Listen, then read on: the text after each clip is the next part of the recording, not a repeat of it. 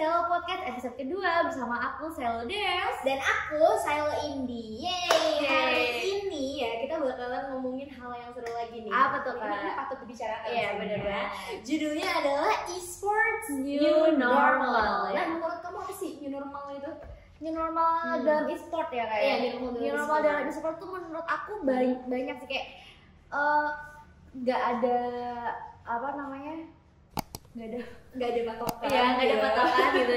Terus kayak banyak hal-hal yang nggak bisa dilakukan secara offline ya, Iya, jadi kayak betul. bener-bener serba online sih Kak menurut aku di e-sport. Dan kayak aku nggak ngerti sih di new normal ini tuh gara-gara pandemi kemarin ya kayak lebih ngerasa jenuh gitu nggak sih Kak? Iya, menurut aku juga karena apa ya? Karena kan kemarin-kemarin tuh kan orang tuh melihat e-sport ini kan baru naik-naiknya ya. Apalagi kalau di Indonesia itu baru naik banget di 2 tahun terakhir. Iya, benar Ya kan? banget. Di 2 tahun terakhir bahkan itu juga ada kayak semacam kan Menteri Olahraga itu sudah kayak meresmikan e-sport Iya, kan? benar ya. Nah, tapi ini karena ada pandemi Iya, COVID-19 benar. ini, wah itu mulai antusias penontonnya itu mulai menurun karena biasanya e-sport itu kan orang taunya kan kalau misalnya gamers mungkin taunya Online ya. dari awal. Tapi karena ini pandemi COVID ini, karena apa namanya udah mulai offline kemarin kan udah tahu oh gini suasananya ternyata online lagi. Nah, antusias penonton tuh makin turun. Iya, soalnya sebelum pandemi ini kan mungkin banyak turnamen-turnamen yang ngebuat e-sport ke up, makin naik daun gitu kan karena banyak turnamen offline ya, turnamen gede kayak gitu. Sedangkan di pandemi kayak gini kan turnamen jadinya online semua Kak. Iya kan, beberapa turnamen jadi pindah ke online karena emang nggak memungkinkan untuk ke offline ya, karena emang nggak dibolehkan ya.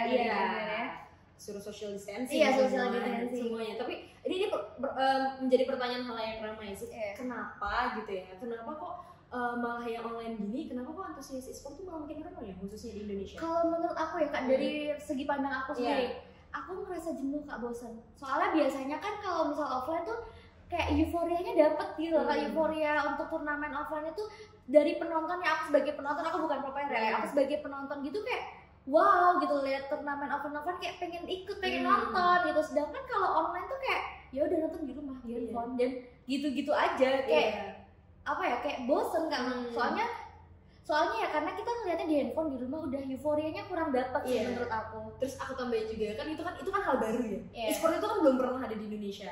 Yang kita bilang lagi tadi kayak itu hal baru banget buat masyarakat Indonesia dan baru diresmikan.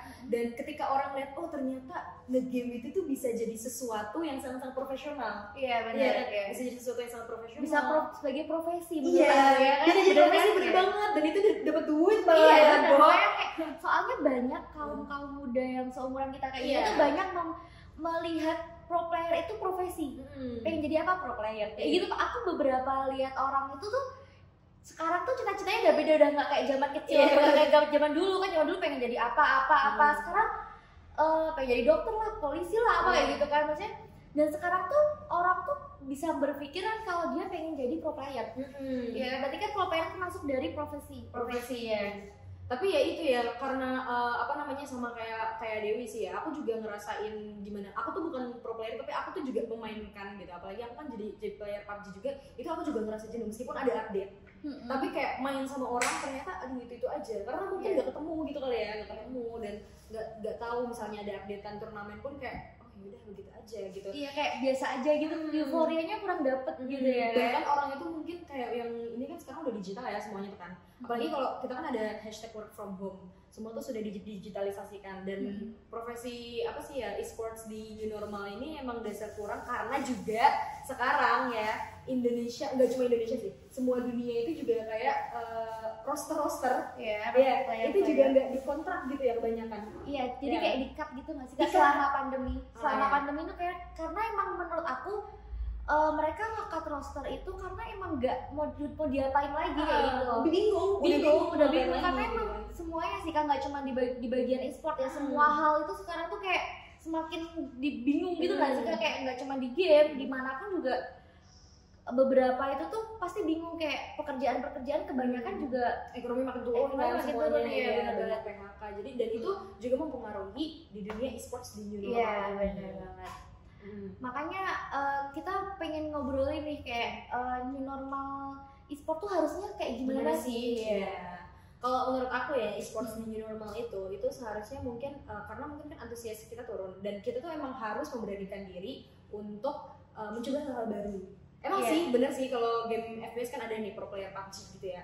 Bener-bener kayak aku suka banget sama genre FPS dan segala macam. Menurut aku tuh kamu tuh apa namanya, kalau zona nyaman kamu di PUBG otomatis berarti kan zona nyaman kamu di FPS. Ya udah nggak apa-apa, aku coba-coba hal baru aja. Misalnya sekarang kan yang lagi up tuh Valorant gitu kan. Itu masih FPS juga sih. Tapi kan beda Kak, kalau PUBG itu kan dia game mobile. Itu kan game PC ya. Mungkin kayak mencoba hal baru aja gitu. Mencoba hal baru ya. Karena kan sekarang pro player itu udah bingung. Dia tuh mau mana? Iya. Banyak gak sih teman kita yang banyak banget kan? Banyak pro player yang nggak ngerti arah tujuannya gitu. Tapi aku pengen sih di sini kayak kalian nggak boleh kayak gitu. Iya, nggak boleh. Kalian ya kalau misal udah punya tekad kamu mau jadi apa, kalau kamu mau jadi pro player, kamu jangan terus putus asa di situ aja gitu. Jangan terus karena emang banyak yang di-cut, terus karena pandemi kayak gini sekalian kayak udah nggak jadi. Jangan kayak gitu, jangan terus putus asa di situ gitu, karena masih banyak hal yang kalian tuh harus terus gitu loh. Iya, karena new normal ini tuh bisa jadi bumerang gitu, kayak aduh ini bakalan gimana bisa jadi negatif, tapi bisa jadi juga positif, membuka peluang baru. Kan kita kan nggak tahu ya rezeki orang tuh mau kemana gitu kan. Besok kalau udah normal kan nggak tahu kalau emang kayak gimana kan. Kan kita masih awang-awang nih, masih kayak masih gambaran, kita belum bener-bener ke normal, kita masih ke new normal, belum ke normal, kita masih belum tahu pandangan ke depannya e-sport kayak gimana. Tapi untuk ya new normal kali ini, untuk pro playernya sendiri ya, menurut aku tuh kalian jangan terus kayak setelah di-cut terus kalian pensi gitu kan, kayak vakum kayak gitu. Kebanyakan orang tuh seperti itu gitu. Tapi menurut aku emang ya, kalau mungkin perubahan digital ini emang menakutkan gitu ya bagi sebagian orang besar, karena kan sebagian tuh kayak nggak siap untuk semuanya digitalisasikan dan di-online-kan. Apalagi kalau kita tuh nggak terbiasa kan sekolah dari rumah, tiba-tiba sekolah gitu kan, online gitu, nggak tahu sampai kapan gitu kan. Mungkin awalnya asik, awalnya asik ya, tapi lama-lama jenuh. Aduh jadi bosen. Iya bosen, soalnya ngapa-ngapain di rumah gitu ya. Apa-apa online. Menurut aku lama-lama bosen sih, soalnya kayak dari streamer aja deh Kak. Dari streamer tuh ya udah gitu-gitu aja. Benar. Apalagi kalau dari pro player kan, pro player itu setiap ganti season ya udah tujuannya dia kayak push rank sampai conqueror. Udah. Kalau nggak mengenalkan mengenalkan mungkin skin baru. Maybe ya. Mentoknya baru kayak gitu doang. Mentoknya di situ. Nah, ternyata apa nih, kita bakal ngomong ini kenapa itu seperti kayak gitu. Nah, ini kan di e-sports new normal ini kan kita kan tadi udah bilang ya, kita tuh ada menyinggung soal banyak banget yang e-sport gitu yang ngangkat pro player. Terus ada nih pertanyaan lagi. Apa tuh Kak? Terus gimana kita caranya mau jadi pro player kalau misalnya kita masih pengen jadi pro player Kak, profesinya di new normal seperti ini gitu. Kalau menurut aku ya, jadi di e-sport new normal ini, menurut aku, kalau kalian pengen jadi pro player ya kalian belajar dari sekarang. Jangan nunggu jangan nunggu dipanggil sama e-sport. Maksudnya gimana sih bahasanya Kak? Jangan nunggu dilihat dulu gitu tapi kalian harus membranding diri kalian sendiri. Nanti kan lo kan juga bakal dilihat. Jadi soalnya menurut aku e-sport sekarang ini, mereka tuh melihat orang yang udah jadi, orang yang udah pro player, yang udah jadi pro player gitu loh. Orang yang sudah bisa membranding dirinya sendiri baru ditarik sama e-sport gitu kan. Sedangkan kebanyakan orang itu menganggap kayak ya aku nunggu dipanggil. Iya betul. Itu tuh adalah mindset yang sangat-sangat, waduh, kalau menurut aku mindset yang sangat-sangat harus patut dihilangkan sih. Karena udah cuma di e-sport aja ya, banyak banget yang orang kalau nggak kerja tuh kayak gitu. Aku nunggu dipanggil aja lah. Dia tuh tidak berusaha untuk mencari pengalaman dulu. Terus habis itu udah pokoknya berkarya aja dulu. Tapi maksudnya orang tuh ngiranya ya udah gue kasih CV lah dulu, ntar juga bakal dipanggil. Nah itu menurut aku sama juga kayak kamu kan bilang di e-sport itu juga kayak gitu. E-sport juga kayak gitu. Sama saya udah kayak gitu. Kalau menurut aku ya, aku lebih baiknya kalau misalnya kalian bisa membranding diri kalian sendiri. Karena dari kalian membranding diri kalian sendiri, yakin deh kalau kalian udah terbentuk tuh brandingan kalian sebagus itu, dan bakal kok dilirik sama e-sport gitu. Iya kan? Dengan style kalian sendiri, dengan ciri khas kalian sendiri. Karena dengan begitu kan mungkin ya, kalau misalnya banyak sekali yang seperti itu kan, mungkin karena gimana ya, e-sport yang sekarang kan melihat orang yang sudah jadi ya, mungkin karena ya sudah, ini kan mereka sudah waktunya untuk shine, dan juga mereka nggak mau wasting time, wasting money gitu kan. Nyari-nyarinya mereka pintar juga, karena mereka juga kalau misal membangun kayak mereka nge-hire player yang belum jadi pro player, terus mereka menjadikan anak-anak itu sebagai pro player, kan mereka kayak wasting time, wasting money. Jadi kebanyakan ekspor itu mereka sudah meng-hire yang udah jadi sekarang, yang udah menjadi pro player gitu. Sama lah kayak di Silo itu kan sekarang diberlakukan seperti itu. bahkan udah lama sih sebetulnya dia, tapi maksudnya dia ini kan juga akan menganalisa kebanyakan dari komunitas dari clan gitu kan. Itu kalau misalnya yang ada yang bagus, nah baru diangkat jadi pro player gitu kan. Bukan melihat dari kalian aku bisa nih punya skill kayak gini, buktinya mana gitu. Tapi menurut aku di Selo tuh lebih baik loh Kak. Karena dia tuh nggak, maksudnya gini, dia tetap walaupun emang untuk menjadikan pro player dia udah mendapatkan yang pro player, tapi dia tetap mau merangkul anak-anak yang pengen aktif, yang pengen berkreasi.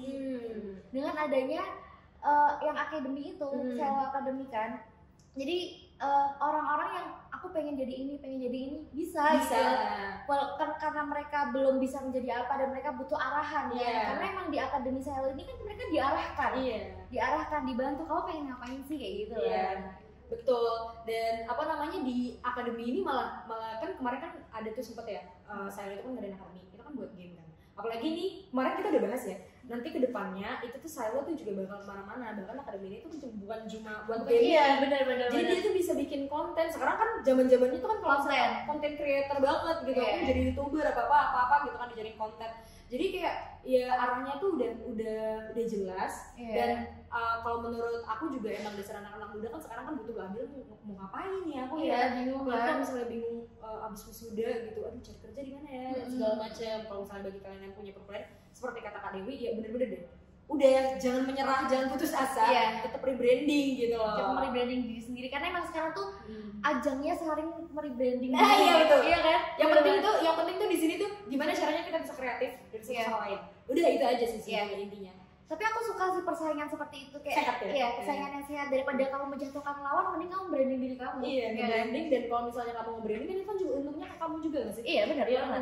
Solution banget gitu. Jadi soalnya dari kamu nge-branding diri kamu sendiri, kamu bisa ngelakuin apapun gitu. Banget, iya kan? Banget ya. Kalau kamu misalnya nih masalah uang ya, rezeki gitu.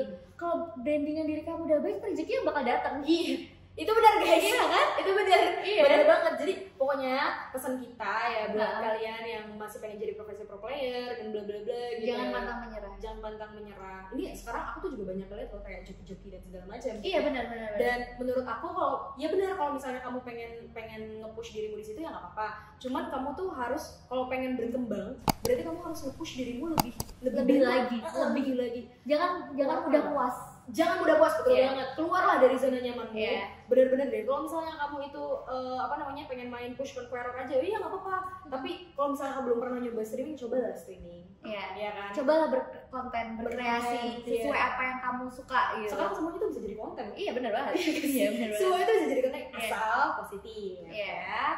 Kalau misalnya sekarang mah yang di game-game itu kan banyak game baru juga kan, sekarang kan juga ada rame streamer gitu. Tapi kalau misalnya kalian pengen jadi pro player dan dikontrak di e-sports, kalian harus menjadikan diri kalian pro player.